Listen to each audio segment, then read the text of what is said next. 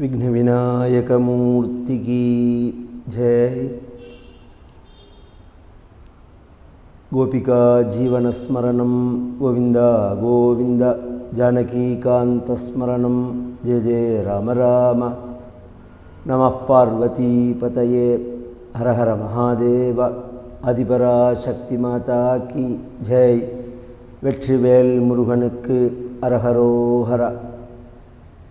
सद्गुरुनाथ महाराज की जय। आंजनेय मूर्ति की जय।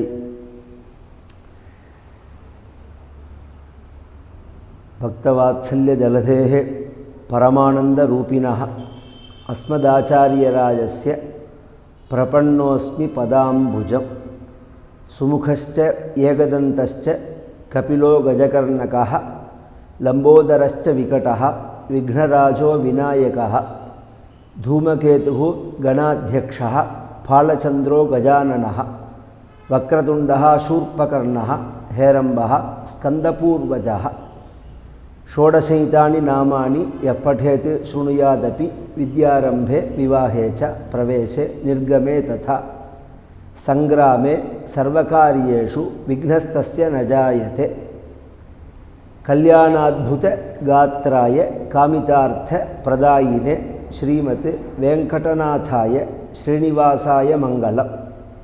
यः शिवो नामरूपाभ्यां या देवी सर्वमंगला तयोः संस्मरणात् पुंसां सर्वतः जयमंगलम्।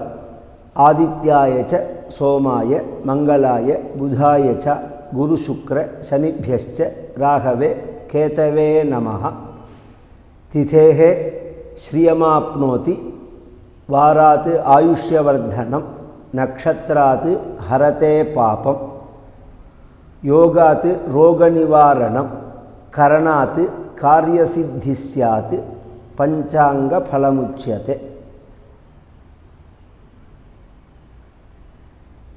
வேயுருத்தோழி பங்கன் விடமுண்ட கண்டன் மிக நல்ல வீணை தடவி மாசரு திங்கள் கங்கை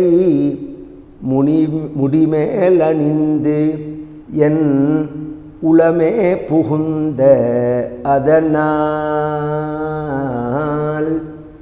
ஞாயிறு திங்கள் செவ்வாய் புதன் வியாழன் வெள்ளி சனி பாம்பிரண்டும் உடனே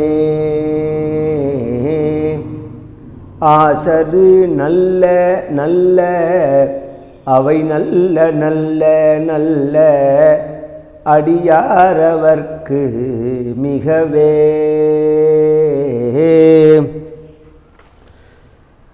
वागीशाद्या सुमनसः सर्वार्थानाम् उपक्रमे यन्नत्वा कृतकृत्यास्सुः तन्नमामि गजाननम्। सर्वदा सर्वकार्येषु नास्ति तेषाम् अमङ्गलं येषां हृदिस्थो भगवान् मङ्गलायतनं हरिः। மங்களகரமான குரோதிநாம சம்வத்சர பஞ்சாங்க பட்டனம். பொதுவாக நம்மளுடைய வாழ்க்கையானது காலத்தினுடைய அடிப்படையில் அமையப்பெற்றதாக இருக்கு. பகவானும் காலத்தை அனுசரித்து தான் நமக்கு அனுகிரகமோ நிகிரகமோ பண்ணுறான். ஜனன மரணங்களும் காலத்தை அனுசரித்து தான் இருக்கு. இந்த காலத்தை கணக்கிடுவதற்கு காரணமாக இருக்கக்கூடியது கிரகங்கள், நட்சத்திரங்கள், சூரிய சந்திரர்களுடைய நகர்வுகள். இந்த நகர்வுகளை நமக்கு குறித்து சொல்கிறதுக்கு தான் பஞ்சாங்கம் அப்படின்னு பெயர். இந்த சூரிய சந்திரனுடைய நகர்வுகள், கிரகங்களுடைய நகர்வுகள், நட்சத்திரங்களுடைய நகர்வுகள் இதெல்லாம் மகாபுருஷர்களான மகரிஷிகள் ஞான திருஷ்டியினால் அதை அறிந்து அதை நமக்கு கணக்கு போட்டு கொடுத்துருக்கார்கள். அந்த பஞ்சாங்கத்தை ரெண்டு கணக்காக எடுத்துக்கலாம். வாக்கிய பஞ்சாங்கம், திர்கணித பஞ்சாங்கம் அப்படின்னு. ரெண்டுமே 100% நம்பிக்கையானது. பொதுவாகவே ஜோசியம் அப்படின்னா அது நம்பிக்கையா, நம்பலாமா நம்பக்கூடாதா, உண்மைன்னு சொல்கிறது பொய்ன்னு சொல்கிறதெல்லாம் இன்றைக்கி பழக்கத்தில் இருக்குது. ஜோசியம் உண்மையா பொய்யா இந்த ஒரு கேள்விக்கு 100% ஜோதிடம்ங்கிறது உண்மை. அது 2 பாகமாக அமைஞ்சிருக்கு. அதில் ஒரு பாகம் வானவியல் சாஸ்திரமாக இருக்கு, மற்றொரு பாகம் தனி மனிதனுடைய வாழ்க்கையை பற்றி அலசி ஆராயக்கூடியதாக இருக்குது. இந்த வானவியல் சாஸ்திரத்தில் 1% கூட தவறே வராது. தவறு வந்தால் அமாவாசைன்னு போட்டிருக்கிற அன்றைக்கி அமாவாசை வருமா, கிரகணம்னு போட்டிருக்கிற அன்றைக்கி கிரகணம் வருமா, சூரியனுடைய நகர்வுகள் சந்திரனுடைய நகர்வுகள்லாம் இன்றைக்கி பஞ்சாங்கத்தில் குறிப்பிட்டபடி கரெக்டாக இருக்கேன். மனிதனுடைய வாழ்க்கை வரும்போதும் அவன் பிறந்த நேரம், நாள், நட்சத்திரம், திதி, வார, யோகம், லக்னம், ராசி இதெல்லாம் சத்தியம். இந்த கிரகங்கள் இருக்கிற விஷயத்தை குறிக்கிறதெல்லாம் சத்தியம். அதுக்கு பலன் சொல்லும்போது தான் டிஃபரன்ஸ் ஒப்பீனியன் வர்றது. இந்த பலனை சில பேர் சொல்கிறது நடக்கிறது, சில பேர் சொல்கிறது நடக்காமல் போகிறது. நடக்கலைங்கிறதுக்காக ஜோசியம் பொய்ன்னு அர்த்தம் இல்லை. அந்த பலன் சொல்கிறதுல உள்ள மிஸ்டேக் அது. பலன் சொல்கிறதுலேயும் மிஸ்டேக் வரும், பரிகாரம் சொல்கிறதுலேயும் மிஸ்டேக் வரும். ஏன்னா கால்குலேஷனுடைய அடிப்படையாக வச்சுன்னு இப்போ சுக்கிரனும் சனியும் சேர்ந்தா என்ன, சூரியனும் சந்திரனும் சேர்ந்தா என்னன்னு பலன் சொல்லும்போது 800 கோடி பேர்னா 800 கோடி கால்குலேஷன், ஒரு கால்குலேஷன் இல்லை அது. இது அத்தனையும் ஞாபகம் வச்சுன்னு சொல்லணும்னா அதுக்கு தபஸு வேணும், பரம்பரையாக அந்த ஜோதிடத்தை முறையாக கற்றிருக்கணும், ஆதாரமான நூல்கள் பைஹார்ட்டாக இருக்கணும். வெறும் வார்த்தையாக கற்றுன்னு போகாது. ஜோதிடம்ங்கிறதுக்கு பிரமாணமே சாஸ்திரம்தான். அந்த சாஸ்திரத்தில் உள்ள ஸ்லோகங்கள் தெரியணும். இன்ன கிரகம் இன்ன இருந்தால் இப்படி தாரேசே சுதகே பிரணஷ்ட வனிதா அப்படின்னு இருக்குது. தாரேசே அப்படின்னா கலத்திர ஸ்தானாதிபதி 7 கூடையவன், சுதகே அப்படின்னா 5ல் பஞ்சமஸ்தானத்தில் இருந்தால் பிரணஷ்ட வனிதா, அவனுக்கு கல்யாணமானது தட்டி போகும் அல்லது 2 கல்யாணமாக இருக்கும் அப்படிலாம் சொல்கிறது. இந்த ஸ்லோகம் சொல்லி சொல்ல தெரியணும். இந்த ஸ்லோகங்கள்லாம் பைஹார்ட் பண்ணணும். இதுலேயும் 18 மகரிஷிகள் எழுதியிருக்கா, 18 வகையாக இருக்குது. இது இன்றைக்கி யாரோட ஒத்து போகிறது, நாம் ஜோதிடம் சொல்லும்போதே அவள் சரியாக ஜாதகத்தை குறிச்சிருக்காளாங்கிறத கிராஸ் செக் பண்ணிக்கணும். நாம் 2-3 பலனை சொல்லி அவளுக்கு ஒத்து போகலைன்னா அந்த ஜாதகம் மிஸ்டேக்காக இருக்கலாம். அதனால் அந்த விஷயம் தனி.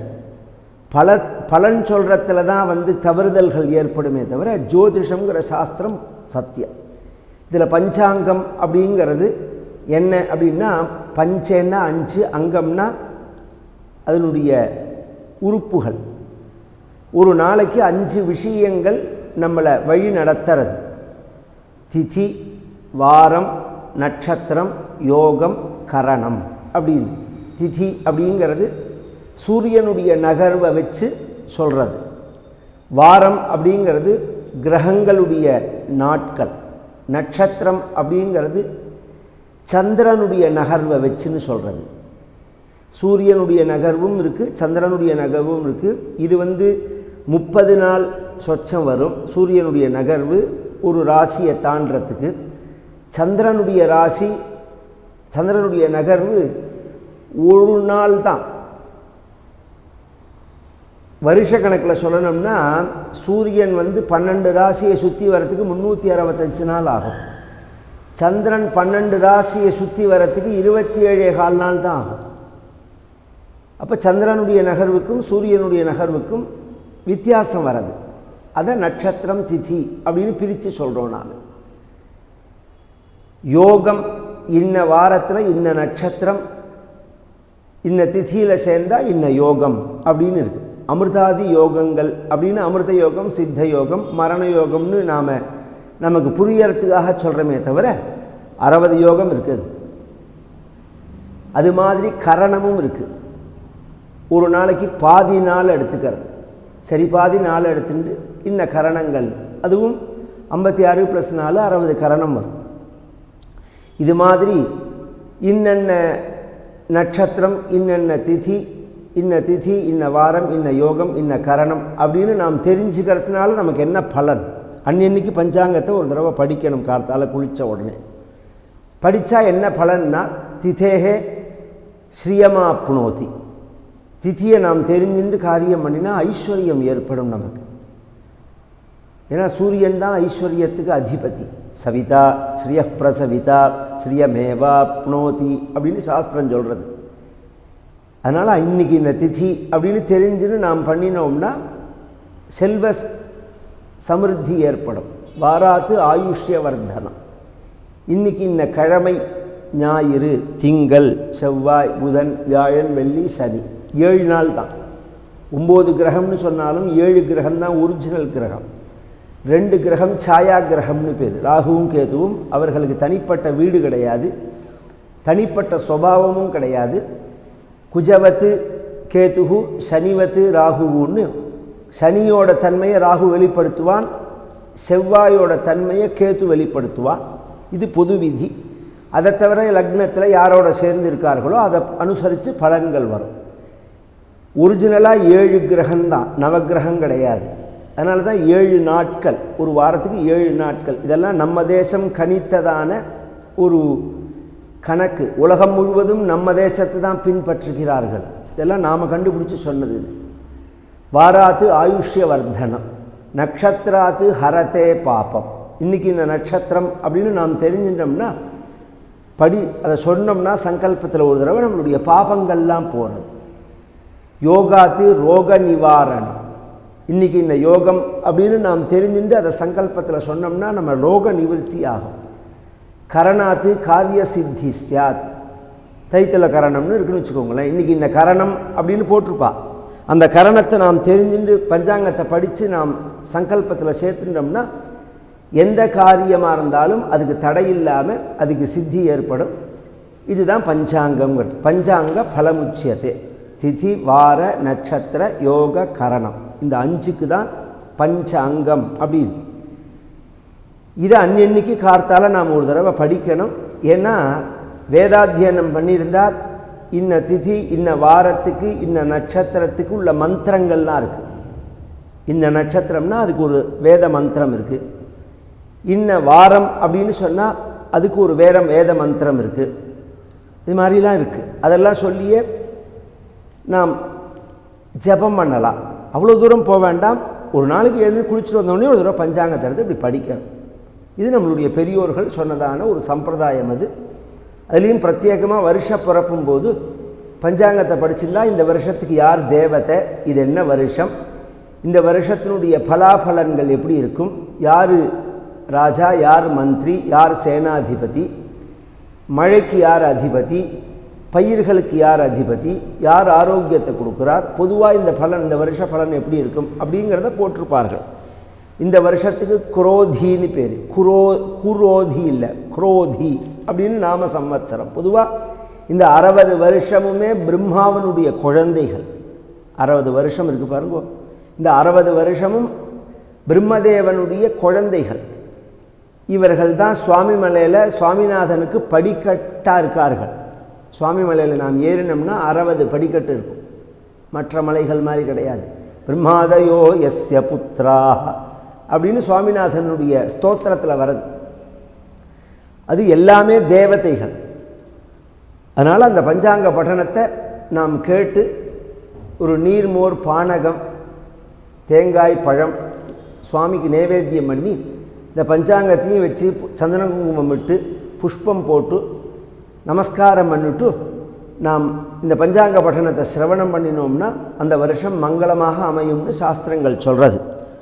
இந்த பஞ்சாங்க பட்டணம் ஆரம்பிக்கிறோம். அஸ்ய ஸ்ரீ சுபகுணபாஜனஸ்ய சகல கர்மானுஷ்டானஸ்ய வியவஹார நிதானஸ்ய விந்தியாதி தட்சிணதிசி சௌரசாந்திரமானாபியாம் வர்த்தமானஸ்ய குரோதிநாம சம்வத்சரஸ்ய கதசாலி வாகன சகாப்தாக 1946-47 கத கல்யப்தாக 5125 விந்தியாதி உத்தரதோ பார்ஹஸ்பத்தியமானேன பிங்களநாம சம்வத்சரः உபயத்ர குருதயவசாத் ஜேஷ்ட ஆஷாಢு अस्मिन् अब्दे उमामहेश्वरो देवता पशुनायकः बलभद्रः विन्द्यात् दक्षिणपश्चिमदिशि वारुणमेघो जायते अस्मिन् अब्दे भवे वृष्टिः आढगद्वयसंहिता षष्ठियोजनविस्तीर्णं शतयोजनमुन्नतं दशभागान् समुद्रेषु षड्भागान् पर्वतेषु च भूतले चतुर्भागान् एवं वर्षति त्रिधा अस्मिन् क्रोधिनाम संवत्सरे राजा कुजः मन्त्री शनिः सेनाधिपतिः शनिः अर्घाधिपतिः शनिः सस्याधिपतिः कुजः धान्याधिपतिः चन्द्रः रसाधिपतिः गुरुः नीरसाधिपतिः कुजः मेघाधिपतिः शनिः एतेषां फलवचनानि अथ संवत्सर फलम् अविसन्तयतः क्रोधिवत्सरे सहस्ववृद्धयः दम्पत्योर्वैरमण्योन्यं प्रजानाञ्च परस्परं राजा कुजः फलं चोरबाधा गगनिसाधा च क्षुद्बाधा वृष्टिनाशनं नृपाणाञ्च महद्युद्धं भौमेर्वर्षाधिपे सति मन्त्री शनेः फलं मध्यवृष्टिः मध्यसस्यं सर्वपापरता जनाः प्रजापीडा भवेन्नित्यं सूर्यपुत्रस्य मन्त्रिणः सेनाधिपतिः शनेः फलं कृष्णभूमिस्तु फलिता कृष्णधान्यस्य वर्धनम् अर्कवृद्धिः क्षयमेघे मते सेनाधिपे सति सस्याधिपतिः गुजः फलं रक्तधान्यानि सर्वाणि फलितानि भवन्ति च रक्तभूमिस्तु फलिताः कुजेः सस्याधिपे सति धान्याधिपतिः चन्द्रः फलं बहुक्षीरप्रदागावः सर्वे व्याधिविवर्जिताः सुभिक्षं च महद्वर्षं चन्द्रे धान्याधिपे सति रसाधिपतिः गुरोः फलं सुवृष्टिः सर्वसस्यानि फलिता वृक्षजायते सदा राज्ञं सुभिक्षञ्च जीवेयति रसाधिपे नीरसाधिपतिः गुजः फलं नीरसे यदा सौमे प्रवालं रक्तवाससं रक्तवस्तूनि ताम्राणि प्रजाय कान्थेथा सदा मेघाधिपतेः शनेः फलं मध्यसस्यमनर्घञ्च खण्डवृष्टिर्च जायते कृष्णधान्यसमृद्धिश्च मन्दे मेघाधिपे सति वृषभश्च गुरोः फलं वृषभराशिगते जीवे पशुस्त्री शिशुनाशनं मध्यवृष्टिः च सस्यानि नृपाणां दारुणं रणं कुम्भस्य शनेः फलं षडङ्गे त्वर्कतनये वृष्टिनाशो नृपात् भयं सस्यनाशस्य नर्घञ्च नराणां जायते ध्रुवं कलिलक्षणं त्यजन्ति स्वानिकर्माणि साधुहिंसनतत्पराः अल्पवृष्टिमघामेघाः नद्यः स्वल्पजलाभुवि नूतनपञ्चाङ्गश्रवणफलं यश्शौरमेषादिवारसेरेतु शृणोति दैवन्त्रे मुखारविन्दात् तिथिञ्च भरासिं பிருந்தம் பிராப்னோதி விபுலம் யசஸ்ச அப்படின்னு. இது இப்போ நான் வாசித்தது முழுக்க சம்ஸ்கிருதத்தில். இதனுடைய தமிழ் அப்படிங்கிறதும் வாசிப்பேன். பொதுவாக இது சாலிவாகனத்தில் 1945-47 வருஷம், கலி வருஷத்தில் 5125 வருஷம், இங்கிலீஷ் வருஷம் 2024-25, பசலி 1433 1434, கொல்லம் 1199 1120, விக்ரமம் அப்படிங்கிறது 2080, வள்ளுவர் ஆண்டு அப்படிங்கிறது 2056, பிரபவாதி ஷஷ்டி சம்வத்சரத்தில் இது 38வது வருஷம். இவ்வருஷத்துக்கு ராஜா செவ்வாய், மந்திரி சனி, சேனாதிபதி சனி, அர்க்காதிபதி சனி, சஸ்யாதிபதி செவ்வாய், தானியாதிபதி சந்திரன், ரசாதிபதி வியாழன், நீரசாதிபதி செவ்வாய், மேகாதிபதி சனி, வருஷதேவதை உமாமகேஸ்வரர், பசுநாயகர் பலபத்ரர். இவ்வருஷத்துக்கு விந்திய பர்வதத்தின் தெற்கு மேற்கில் வார்ஷமேகம் உற்பத்தியாகிறது. தேவமானத்தால் 100 யோஜனை உயரமும் 60 யோஜனை அகலமும் உள்ள மரக்காலால் 2 மரக்கால் பதக்கு மழை பெய்யும். இதில் 10 பாகம் சமுத்திரத்திலும் 6 பாகம் மலையிலும் 4 பாகம் பூமியிலையும் பெய்யும். குரோதி வருஷத்துக்கு உள்ள பலன் தமிழ் வெண்பா குரோர குரோதிதனிர் கொல்லை மிகும் கல்வரினால் பாரில் ஜனங்கள் பயமடைவர் கார்மிக்க அற்பமழை பெய்யும் மகங்குறையுமே சொற்பமைனையும் உண்டேனவே சொல் அப்படின்னு. இந்த பஞ்சாங்கம் அப்படிங்கிறது விந்தியமலைக்கு தெற்க ஒரு வருஷ பேர் வரும், விந்தியமலைக்கு மேற்க ஒரு வருஷ பேர் வரும். இந்த விந்தியமலைக்கு தெற்க உள்ளதானது சௌரசாந்திர ரீதியாக குரோதி வருஷத்தோட பலன். அரசர்கள் கலகத்தால் ஜனங்கள் பயமில்லாதவர்களாகவும் பழம் கிழங்குகளை ஆகாரமுடையவர்களாக ஆனாலும் விருத்தி அடைவர்.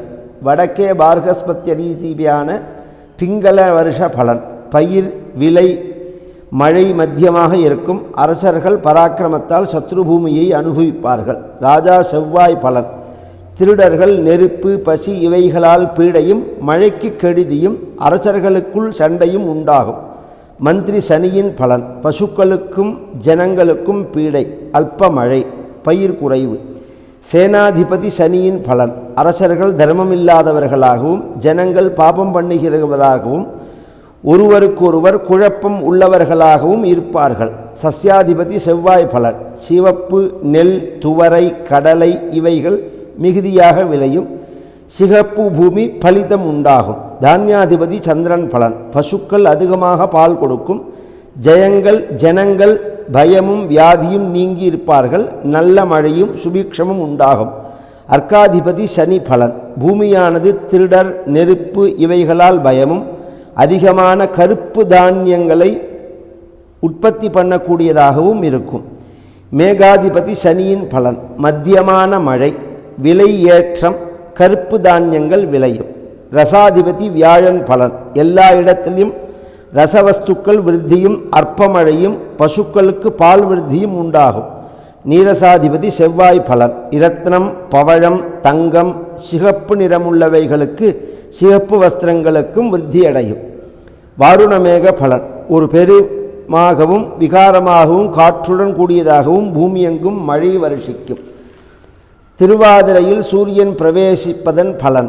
ஜனங்கள் பயிர் மழை விலை இவர்களுக்கு கெடுதி உண்டாகும். ஷண்மண்டல பலன். செவ்வாய் சனி ஆதிக்கத்தால் பொதுவில் தானியங்கள் பலிதம். ஜேஷ்ட சுத்த பிரதமையும் வெள்ளிக்கிழமையும் சேர்ந்து வருவதன் பலன். க்ஷேமம் அர்க்கவிருத்தி தானிய பலிதம் உண்டாகும். ஆஷாட சுத்த பஞ்சமியும் வியாழக்கிழமையும் சேர்ந்த பலன். ஜனங்கள் சுகமாக இருப்பார்கள். ஆஷாட சுத்த நவமியும் சுவாதியும் சேர்ந்த பலன். அதிகமாக காற்றால் பூமியில் விதைத்த விதைகளுக்கு கெடுதி உண்டாகும்.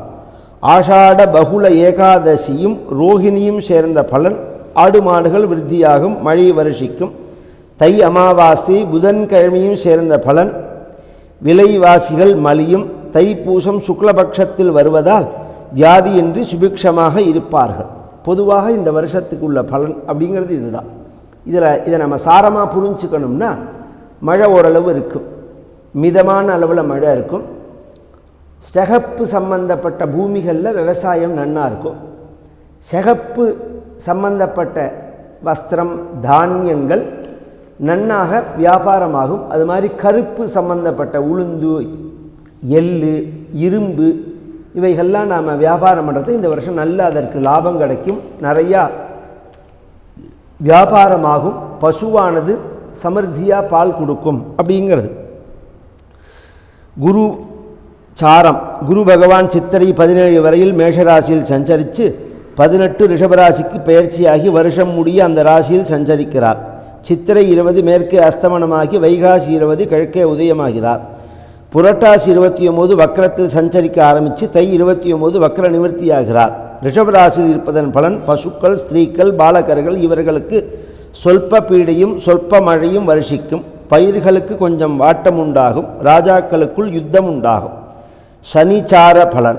சனி பகவான் இவ்வருஷம் சித்திரை மாதத்திலேருந்து பங்குனி மாதம் முடிய கும்பராசியில் இருப்பதன் பலன் மழை மத்தியமாக இருக்கும். அரசர்களுக்கு பயமும் பயிர்களுக்கு நாசமும் உண்டாகும். வைத்தியர்கள், கவிஞர்கள், பிரபுக்கள் முதலியவர்களுக்கு பயம் உண்டாகும். ஆனி 5 வக்கரமாகி ஐப்பசி 18 வக்கர நிவர்த்தியாகிறார். மாசி 15 மேற்கே அஸ்தமனமாகி பங்குனி 15 கிழக்கே உதயமாகிறார். ராகு கேது பகவான் பெயர்ச்சி. வருஷ ஆரம்பம் முதல் பங்குனி முடிய ராகு பகவான் மீனராசியிலும் கேது பகவான் கன்னிராசியிலும் சஞ்சரிக்கிறார். வருஷம் முடிய மீனராசியில் நிற்பதன் பலன் சகல பயிர்களும் விருத்தியாகும். மத்திய தேசத்து அரசர்களுக்கு கெடுதியும் ஜனங்களுக்கு சௌக்கியமும் உண்டாகும். குரு சுக்கிர அஸ்தமனோதய பலன். செவ்வாய் இந்த வருஷத்தில் செவ்வாய் அஸ்தமன உதயமில்லை. கார்த்திகை 18 வக்கரமாகி தை 5 மிதுன ராசிக்கு வக்கர பயிற்சியாகி மாசி 9 மிதுன ராசியில் வக்கர நிவர்த்தி ஆகிறார். குரு சித்திரை 20 மேற்கே அஸ்தமனமாகி வைகாசி 20 கிழக்க உதயமாகிறார். புரட்டாசி 29 வக்கரத்தில் சஞ்சாரிக்கும் தை 29 வக்கர நிவர்த்தி ஆகிறார். இந்த வருஷ சங்கராந்தி பலன். மகர சங்கராந்தி ஸ்திரீ புருஷ ரூபமாய் 2 முகமும் 3 கண்களும் 4 வாயும் சிகப்பு தந்தமும் நீண்ட நாக்கும் தொங்குகின்ற புருவமும் நீண்ட காதும் 8 கைகளும் 2 கால்களும் செம்பட்டை மயிரும் உள்ள விகாரமான கருப்பு சரீரத்துடன் 12 யோஜனை பருமனும் 100 யோஜனை உயரமும் உள்ள கோர ரூபத்துடன் வருவாள். மகர சங்கராந்தி நாமதேயம் மகோதரி. வில்வ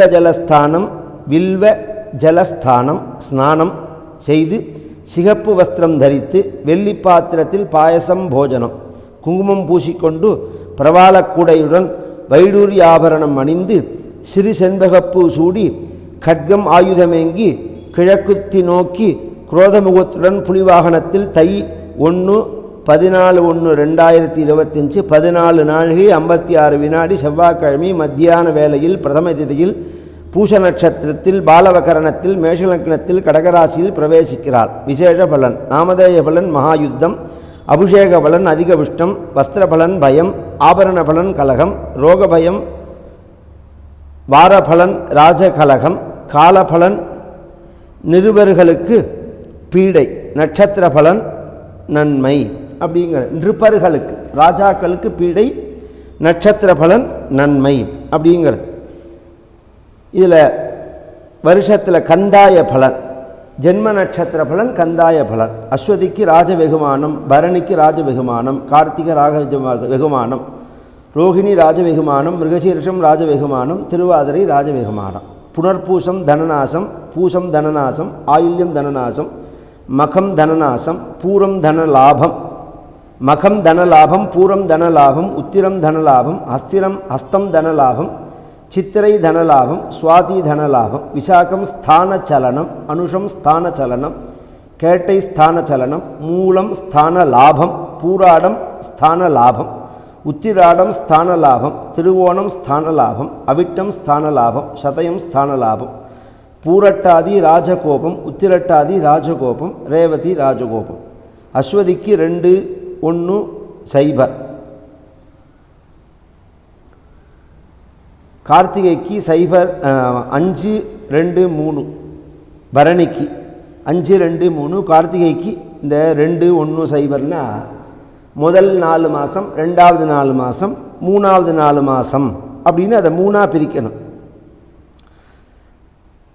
ஒத்தப்படையில் வந்தால் மிகுதியான பலன், ரெட்டப்படையில் வந்தால் சமமான பலன், சைபர்னு வந்ததுன்னா ஒன்றும் இல்லைன்னு அர்த்தம்.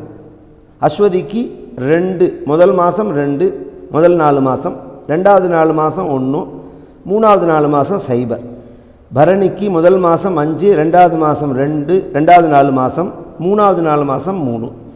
கார்த்திகைக்கு 0/0/1, ரோஹிணி 3/1/4, மிருகசீரிஷம் 6/2/2, திருவாதிரை 1/0/0, புனர்பூசம் 4/1/3, பூசம் 7/2/1, ஆயில்யம் 2/0/4, மகம் 5/1/2, பூரம் 0/2/0, உத்திரம் 3/0/3, ஹஸ்தம் 6/1/1, சித்திரை 1/2/3, சுவாதி 4/0/2, விசாகம் 7/1/0, அனுஷம் 2/2/3, கேட்டை 5/0/1, மூலம் 0/1/4, பூராடம் 3/2/2, உத்திராடம் 6/0/0, திருவோணம் 1/1/3, அவிட்டம் 4/2/1, சதயம் 7/0/4, பூரட்டாதி 2/0/2, உத்தரட்டாதி 5/2/0, ரேவதி 003.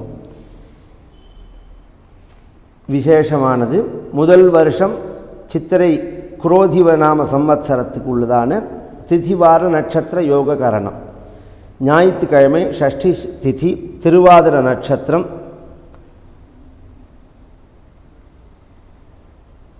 விசேஷமான நாள் ஷஷ்டி விரதம். அது நிம்ப குசும பக்ஷணம் அப்படின்னு சொல்லுவார்கள். அப்படின்னா இந்த வேப்பம்பூவையும்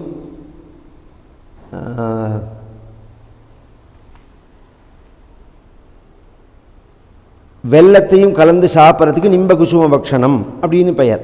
அது ரொம்ப விசேஷம். அது வாழ்க்கையில் இனிப்பும் கசப்பும் கலந்து இருக்கும் அப்படிங்கிறத முதல் வருஷமே, இந்த வருஷம் முழுக்க எப்படி இருக்கும்னா இனிப்பும் கசப்பும் கலந்து இருக்கும் அப்படிங்கிறத காமிக்கிறதுக்காக தான் அது. அதனால் நம்ம பெரியோர்கள்லாம் அப்படி வச்சிருக்கார்கள். அன்றைக்கி அதிகாலை வர மிருகசீரிஷம், பின் திருவாதிரை, ஷஷ்டி திதி சாஞ்சால பரியந்தம், கார்த்தால வர கௌலவ யோகம், பின்னாடி தைத்தியுல யோகம். இன்றைக்கி முழுவதும் சித்த யோகம். நாமயோகம் சொல்லும்போது அதிகாலை 4:30 மணி பர்யந்தம் சோபன நாம யோகம், பின்பு அதிகண்ட நாம யோகம் அப்படிங்கிறது. சந்திராஷ்டமம் அப்படிங்கிறது சுவாதி திதிக்கு. இன்றைக்கி நட்சத்திரம் இந்த இது பிறக்கும்போது ரொம்ப விசேஷமாக அமையிறது. இந்த வருஷமானது